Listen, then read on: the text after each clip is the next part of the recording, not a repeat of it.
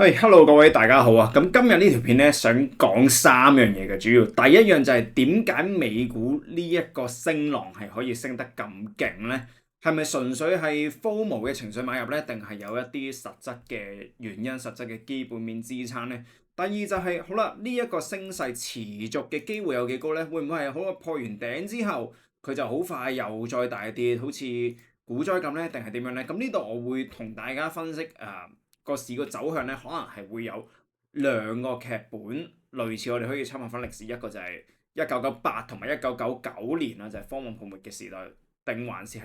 2019年當時係中美貿易戰嗰個嘅階段咧，嗰個嘅時期咧。好啦，第三樣講嘅就係我點樣喺呢一個升浪開始嘅時候，就係喺4月頭嘅時候咧，已經係部署好呢一浪我哋而家見到強勢嘅股票啦，譬如 CPU 嘅 Intel。ARM、ASX、Dell 等等嘅呢啲股票嚇，我點樣喺升浪開始嘅時候已經係揀到呢啲股票去買咧嚇，以至到我可以係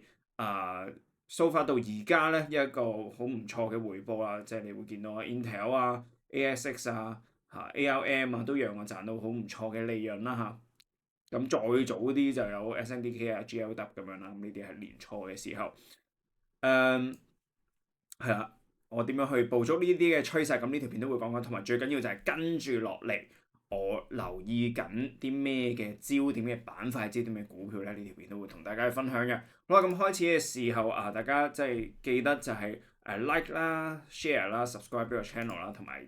記得知道呢一條片純粹係個人嘅分享，唔涉及任何投資建議嘅。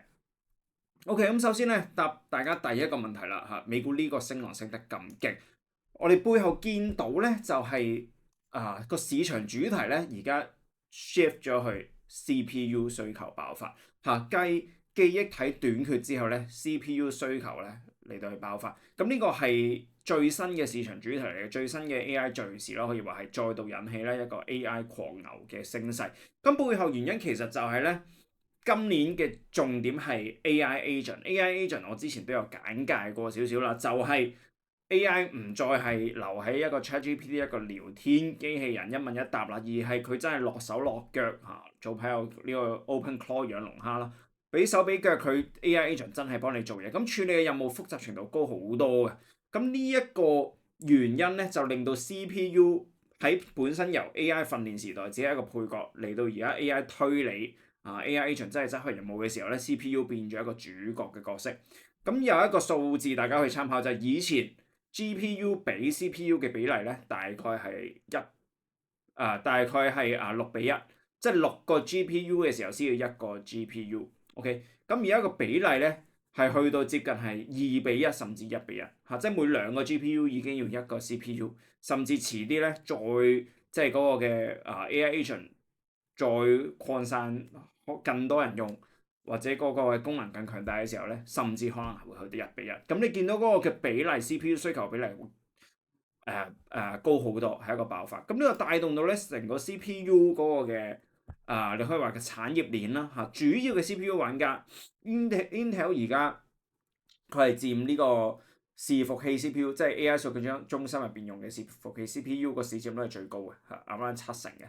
咁 AMD 咧就係追緊上去AMD 係一個攞緊 Intel 啲市佔率嘅喺 CPU 市場嗰度，咁 AMD 追緊，所以 AMD 都勁啊！見到 ARM 咧又係一個玩家，呢個陣間會詳細講到。咁佢主要現階段收版權費 royalty 為主嘅，之後1-2年咧有機會出自家嘅 CPU 咁 NVIDIA 咧喺今年年初都宣布咧就係佢獨立去賣 CPU，就係 Vera 嘅 Grace CPU 佢獨立拆出嚟賣嘅。咁呢個見到個需求。咁邊個做 CPU 就係啲半導體廠商啦，咁又帶動到台積電最近嗰個嘅表現又強翻啦。半導體設備啦，你個產能係一路喺度谷上去嘅時候，你要更加多嘅要礦廠啦，要更加多嘅半導體設備啦。而半導體出廠嘅時候，亦都要經過半導體嘅測試啦。咁亦都有先進封裝外包嘅部分啦，等等等等咁樣。咁呢個 CPU 市場主題係一個最近嘅觸發點，好啦。咁啱啱提到嘅一啲即係都係半導體環節相關嘅，你就會見到咧，自4月起咧，成個半導體板塊係癲咗，係升到黐咗線。咁呢個 CPU 係其中一個主要原因。好啦，另外更重要嘅一個點就係、如果你諗翻上年第四季嘅時候咧，其實市場就係驚緊AI 幾時先賺到錢，驚緊會唔會係一個投資黑洞，大家抌好多錢，幾千億咁樣抌落去嚇，跟住但係講緊咧回報期係唔知幾時，但係而家唔同啦，而家係講緊咧見到 AI 嗰個嘅變現回報期係出現緊啊，實際真係賺到錢，咁呢個都同 AI agent 係有好大關係。我哋用 Anthropic 呢度作為一個例子，我哋去睇啦嚇。咁其實咧，自從 AI agent 啲人真係開始用，咁而 Anthropic 佢亦都係靠佢呢個 Anthropic 嘅Claude Code 嘅一個主力嘅產品啦，嚟到俾啲人用AI agent 啦。之後咧，佢嘅年化收入係暴增嘅嚇，即係年化收入就係用翻佢嗰個月嘅收入嚟到去推算翻個年化收入啦。咁由上年第四季大概係估緊個年化收入係7 billion 70億美元咧，去到而家最新嘅數據咧係去到30 billion 300億美元。OK，咁如果用最近3個月嚟到去推咧，3個月係3倍，即係你見到自從 AI agent 呢個熱潮出現之後咧，嗰個嘅係極度誇張嗰個嘅收入嘅暴增嚇，咁呢個個原因就係其實講緊 AI 喺應用層面已經係能夠大規模變現，因為 AI 唔再係一個聊天機器人，佢係可以實際幫你做到任務，咁即係一個真真實實嘅生產力大躍進大提升嚇，咁企業係願意付好多錢咧去買呢啲生產力提升，因為佢就算俾完呢啲錢咧，都仲平過佢請人，咁所以一定係願意俾錢嚟到去用 AI agent 啦，係咪？咁呢個係一個好重要嘅原因嚇。跟住我哋會睇到雲計算嗰方面啦嚇，咁因為 Anthropic 你會見到最近啲新聞就係 Anthropic 要拉住 Amazon 要投資落佢嘅 AWS 雲計算業務，咁因為雲計算就係 support 呢啲 AI 大模型嘅一個背後嘅一個好重要嘅供應商啦，你可以話係嚇support佢算力嘅一個供應商。咁呢度我哋又見到埋咧 Amazon 嘅雲計算業務收入增長係加速，一個明顯嘅加速。咁而家佢 AI 嗰個嘅收入已經係佔整個 AWS 雲計算嘅大概10%啦，而個增長係快過之前預期好多啦嚇。CEO 表示咧佢預期大概10年之後嗰個嘅收入咧係比之前個預測咧係 double 咗，咁即係嗰個嘅需求收入係多咗好多，佢先會做到呢個再一大步向上嘅一個預測。咁呢個係市場睇到嘅嘢嚇，即係呢啲雲計算大廠 Amazon、Microsoft、Google 都係抌好多錢落 AI CapEx、AI 資本開支啊嘛嚇。咁而家咧講緊好啦，抌咗咁多錢之後咧，其實係見到嗰個嘅 ROI return on investment 係可以係有嘅。咁最重要咧就係 Nvidia 成日講啦，就係佢俾呢啲賣呢啲芯片啊，跟住最後砌成伺服器擺喺數據中心，其實就係製造緊一個所謂嘅 AI 工廠嚇，即係其實就係 AI 數據中心啦。咁佢稱之為 AI 工廠點解？因為 AI 工廠就係生產 token 嚇。其實而家所有 AI 你用 AI 嘅時候，你問佢一個，佢答你一個，或者你叫佢做任務，全部背後呢啲算力都係嗰個單位叫 token。咁只要咧你個 AI 工廠係有 support 到呢啲算力，生產到足夠多嘅 token 咧，呢啲 token 就能夠係變現變成收入，即係你生產 token 就好似印銀紙咁樣。因為不論係 Nvidia 或者啲 AI 公司，佢哋都會講，而家對算力嘅需求其實係接近無限，只要你俾到幾多生產力出嚟，都會有人要。就係一個咁變態嘅事，咁背後就係因為 AI 太強大 ，AI 嗰個嘅實際為社會為企業帶嚟嘅生產力嗰個嘅顛覆嗰個轉變太強大，以致到即係佢哋當佢哋見到算力個需求係咁大嘅時候，佢哋會不斷繼續投資落去做 AI 工廠，即係 AI 數據中心繼續製造算力，繼續係變現。呢個就係背後嗰個嘅邏輯。咁再俾多個數據就係好啦，喺呢個邏輯底下，我哋要見到數據係亦都有佐證，就係台灣嘅出口數據係其中一個可以參考。3月嗰個出口數咧去到800億美元，同年上一年對比係增加咗61%，遠超預期，亦都係首次突破800億美元。咁如果你睇埋最新嘅訂單數，因為出口數係即係因為咁講，訂單數係比出口數更加領先。我哋睇3月嘅外銷訂單數會預估到之後嘅出口數，外銷訂單數去到911億啦。OK， 咁即係見到的而且確係驗證緊呢件事。好啦，需求好勁，我要佢哋即係啲 AI 啲企業要起多啲 AI 嘅數據中心去滿足呢啲嘅算力需求。咁台灣就係半導體嘅出口主要嘅國家啦，見到嗰個訂單不斷增加，不斷增加，不斷增加。咁呢個就係印證咗咧，成件事開始係好啦，真係有個需求，需求帶動啲人係需要用 AI agent 處理任務，以至到好多嘅算力需要被製造、被 support， 以至到需要更加多嘅 AI 工廠，即係 AI 數據中心，以至到最源頭嗰啲嘅半導體嗰個嘅需求極強大，訂單量不斷上漲，不斷創新高。咁所以咧，呢一系列講到出嚟嘅嘢咧，就係呢一個咁樣嘅升浪，咁樣嘅升浪好誇張。但係係咪 FOMO 咧？只係並不只是係 FOMO，並不只是係因為中東好似唔係打仗冇事啦，所以就升到癲咗，唔係咁簡單，而係背後 AI 對於生產力嗰個嘅巨大嘅影響力。顛覆性嘅轉變係已經讓市場睇到 AI 就係一個印銀紙嘅工具。好，去翻講埋第二個問題啦。咁呢個升勢持續嘅機會有幾高咧？咁我覺得咧，點解會參考1999、1998、1999當時個劇本，就係因為係似嘅嚇。當時嘅互聯網。跟住不斷投資，又係見到互聯網嗰個嘅可塑性好大跟住有電子商貿，又係開始有人用互聯網去變現，或者啲 search engine Yahoo 嗰啲有機會廣告變現嗰啲跟住又不斷投資落互聯網，升得好勁。咁而家同而家係一個可比性，咁所以係可以對比。即係我會用呢個劇本就係，假如喺 AI 主線以為冇其他太大嘅負面影響，即係譬如打仗嗰啲嘅情況下咧，其實個升勢可以好強勁嚇。98年你可以當咧，而家我哋係創新高啊嘛，標普。咁你可以當咧，即係假如喺呢啲位置，你會唔會就估佢之後會大跌？唔係。如果講緊真係一個咁樣嘅又係工業革命咁樣嘅生產力大爆發嘅時候咧，AI 投資或者當年嘅科網投資大爆發嘅時候咧，嗰個升勢可以係好強勁，同埋一路持續，可以係好強嘅嚇，就並不是輕易就話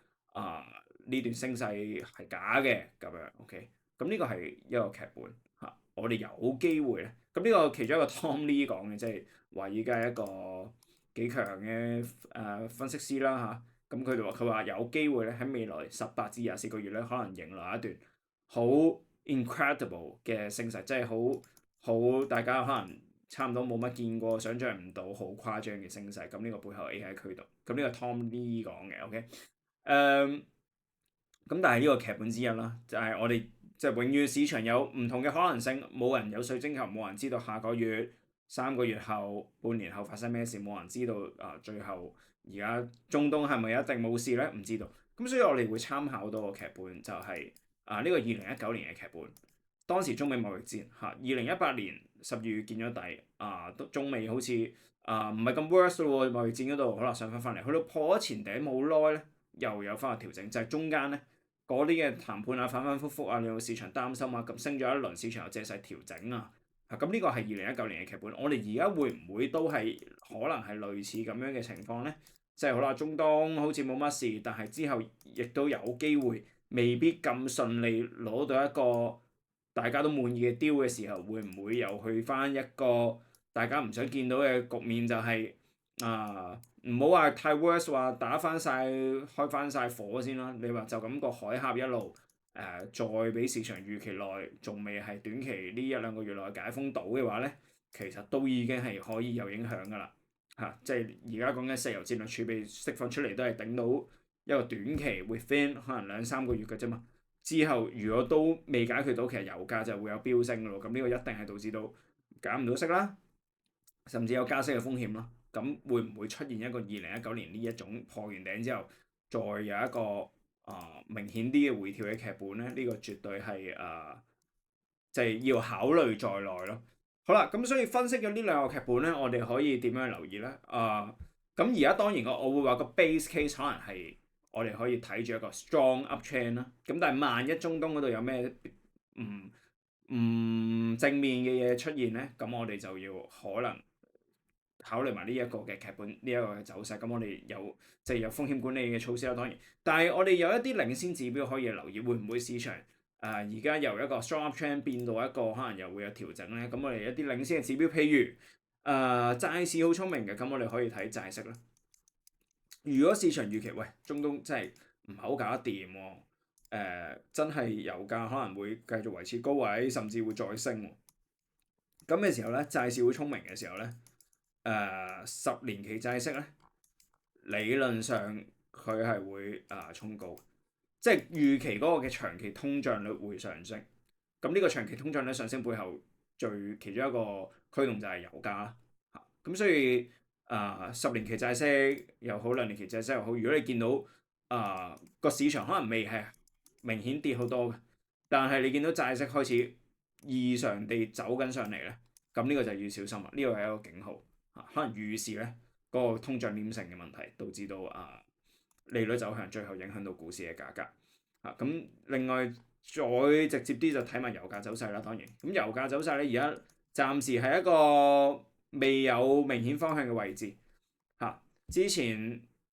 中東嘅好消息啦，挫咗落嚟之後，佢有個反彈嘅而家。咁但係我哋會睇到即係可以睇反彈上嚟，佢暫時彈翻嚟一半左右嘅呢一個嘅位置啦。佢係會係向上突破，變成一個轉翻上嚟。咁嘅話，個風險就高啦。即係如果見到係咁樣呢啲走勢咧，小心啦。風險管理嗰一 part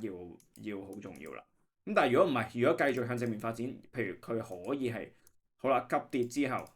然後一個反彈，但係你見到反彈只係反彈翻嚟一半嘅啫，唔係收復到好多失地嘅。然後咧，油價再向下突破，咁呢一種咧就係一個 bear flag 嘅技術走勢，即係油價繼續係走弱，繼續睇淡。咁嘅話咧，咁就利好個股市繼續升咯。咁所以債息、油價相對嚟講咧，都係叫做領先指標啦。咁再參考一啲就係啲航運費嘅價格啦。咁你見到呢一個，譬如呢個 ETF 亦都反映啲航運股嗰啲嘅走勢啦。佢背後亦都有嗰啲航運價格期貨嘅價格因素啦。咁即係啦，你會見到3月有事嘅時候，中東咁佢係升得好勁，去到而家有個拉回。咁佢會唔會 break down 咧？定係佢會係向上突破咧？咁呢啲就係一個相對我哋可以參考埋嘅指標咯。OK，好，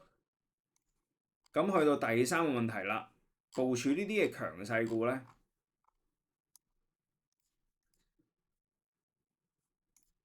咁呢條片時間有限，係啦，時間有限，我就唔花太多時間1、5、1、10去講翻，就係我點樣喺見到啲咩嘅跡象、咩嘅信號，我知道呢啲股票係強勢股，然後咧我喺升浪開始嘅時候又會分析到個市係有機會轉緊勢向上咯喎，所以咧我就去買入嗰啲嘅股票，然後而家就即係賺緊一個好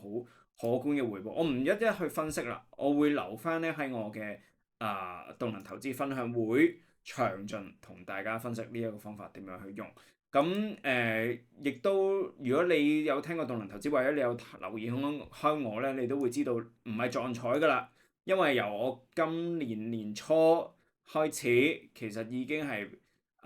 即係當然我過去呢幾年 keep 住做緊啦。但係我意思係今年年初我多即係喺呢度拍片同大家分享啦。咁你都會見到即係今年年初嘅記憶體超級行情 SNDK 我都會有係捕捉到有參與到所以係 keep 住呢一啲嘅機會出現嘅時候，我都可以重複地去參與到呢啲嘅機會嘅時候，咁其實就係證明緊呢一個方法唔係靠撞彩，而係真係有一個系統係可以讓我捕捉到呢啲嘅機會咯。咁所以值得大家去參加呢一個嘅分享會嚟到去學習呢一套方法。咁我會喺分享會咧好詳細同大家去分析我點樣去做到。好，最後就講一啲我留意緊嘅板塊股票啦嚇。咁其實而家咧就係喺 AI 主題入邊，好啦 CPU 彈晒出嚟啦。咁所以而家基本上你唔會再喺度諗就係買唔買 Intel 咁樣。咁因為即係唔係呢一個嘅時候啦。最靚嘅位喺呢啲嘅位置嘅時候冇買咧，而家就唔係諗呢啲啦。除非佢之後有一個就係叫做再一個新嘅。新嘅 base 啦，新嘅整固區出現再諗啦。咁所以咧，而家唔係睇呢啲嘅時候，我哋就睇仲有啲咩機會可能係有潛力炒上去咧。咁我就睇緊鋰礦股啊，而家嚇lithium 鋰礦股嚇。咁我哋睇周線圖啊，你會見到咧啲鋰礦股都係有啲 group，我哋叫做 group 嘅 set up 嚇，一個板塊有類似嘅 set up，譬如 ALB 就大隻嘅鋰礦股啦，SQM 大隻嘅鋰礦股啦。跟住呢啲都係鋰礦股啦，lithium 相關。咁佢哋好幾隻咧都係有 set up 啦，港股都係有 set up 啦。我哋睇周線圖咁1772其實係佢係行先啲添嘅，佢喺早少少已經突破緊㗎啦。咁而家係突破咗呢一個 base 啊。咁鋰礦咧，佢背後其實最受惠嘅一個嗰個嘅敘事啦，就係儲能電池嚇。儲能電池係 AI 數據中心好需要嘅，因為佢一嚟解決電話壓力，二嚟咧之後即係大家都講緊新能源嘅時候咧，新能源係需要儲能電池，因為新能源太陽能、風能有機會就係佢不穩定啊嘛。咁不穩定嘅時候，佢儲能電池就可以 support 佢不穩定嘅時候咯。咁儲能電池咧，基本上咧佢都係接近100%咧係鋰嘅離子電池㗎啦，即係你做儲能電池咧，基本上一定會用到鋰嘅需求。而2025年咧，做儲能電池嘅鋰嘅需求咧係增加咗71%。2026年咧預計係再增加55%啦。咁即係除咗電動車之後咧，儲能電池成為咗鋰 lithium 嘅一個最大嘅增長動力。咁所以喺 AI 電力敘事呢方面咧，鋰係一個幾即係會一個受惠到嘅一個板塊啦。而家技術面見到佢哋係行緊一啲 set up 出嚟咯。譬如 SQM 你會見到係一個 cup with high handle， 我會叫呢個 set up 叫做嚇，或者你 cup with handle 咧亦都係。咁不過 high handle 就係佢稍為破咗頂之後拉回翻落嚟，回測翻個頂前頂，回測翻20天線，然後再向上突破，成交量放大緊嘅。咁呢啲係一啲我哋叫做set up 咯嚇，可以考慮嘅 set up 咯，係咁其次就可以講緊中國嗰邊好啦。咁即係美股之外，美股好多都升得多啦。咁其實中國咧都值得留意，就係即係譬如中國嘅 AI 基礎設施。咁中國其實佢自從即係我哋如果睇港股 AI 咧，就唔係淨係睇恒指科指，因為你知道嗰啲都係俾美團啊、京東啊、騰訊啊、阿里巴巴其實拖住啦，一路拖住後腿啦。咁但係最勁嗰啲智譜 Minimax 其實佢哋冇理過噶嘛。咁呢個係 AI 語言模型啦，佢係冇理過大盤嘅走勢噶嘛。Minimax 都係咁，雖然而家回緊咁，但係之前係一路冇理過。咁或者一啲係基礎建設相關啦，長飛光纖啊、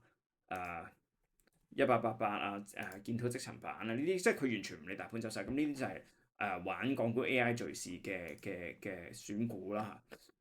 咁而家最新有 DeepSeek 嘅催化劑啦，DeepSeek 嘅催化劑其實就係講緊佢又係可以將啲算力做到好平咁算力做到好平，個成本好低嘅時候，令到咧啲語言模型嗰個嘅變現能力有機會係即係個 margin 會提升。OK。咁背後其實亦都會受惠到啲中國嘅雲計算啦。咁中國雲計算金山雲其實係一隻中立雲啦。其實即係 Minimax、智譜、DeepSeek 佢哋都有用金山雲嘅雲計算。咁金山雲係一個中立雲嘅角色啦，即係佢自己唔似阿里巴巴阿里巴巴有自己出自己嘅 AI 大語言模型㗎嘛，咁但係金山雲唔係，金山雲即係一個獨立中立嘅雲嘅計算嘅廠商。咁你會見到咧，佢其實成個 set up 係行緊出嚟嘅啦，即係而家係未，即係呢啲就係叫做未突破，但係佢係有晒 set up，你亦都見到有啲成交量係 accumulation，而拉回嘅時候成交量係細嘅，上嘅時候成交量係大嘅，咁其實呢啲係一啲幾重要嘅跡象俾我哋見到，佢可能係我哋叫蓄勢待發，或者係儲緊氣。咁之前喺呢一度爆咗上嚟，上到嚟頸線，而家拉回緊，拉回翻嚟咧，暫時20天線有支持。如果守得住20天線，守得住呢個裂口咧，其實佢有機會行埋一個 cut with handle 再突破。咁呢個係金山雲，我覺得係個 set up 係好靚仔啦。你會見到佢嗰個嘅 prior up trend，即係整固之前係升到好強嘅升勢。咁跟住嗰陣就係咯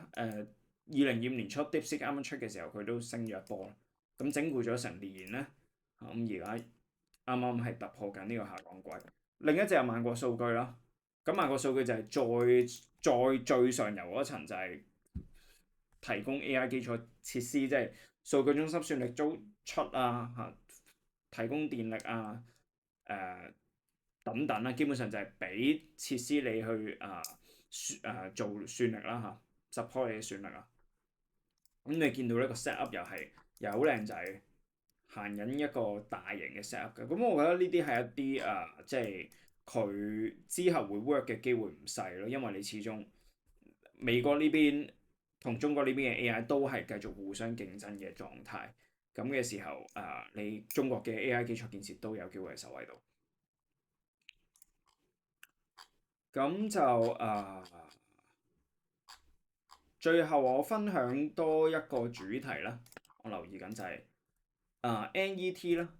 咁其實佢背後咧個 group 係網絡安全嘅。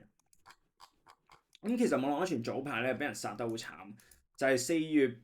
8號、9號、10號呢段時間就係又係 Anthropic 啦。Anthropic 之前早排係咁殺啲軟件股啊嘛，因為佢出嗰啲新嘅功能有機會佢啲 AI 係根本取代到你軟件股做緊嘅嘢，唔需要再訂閱你啲軟件，或者你網絡安全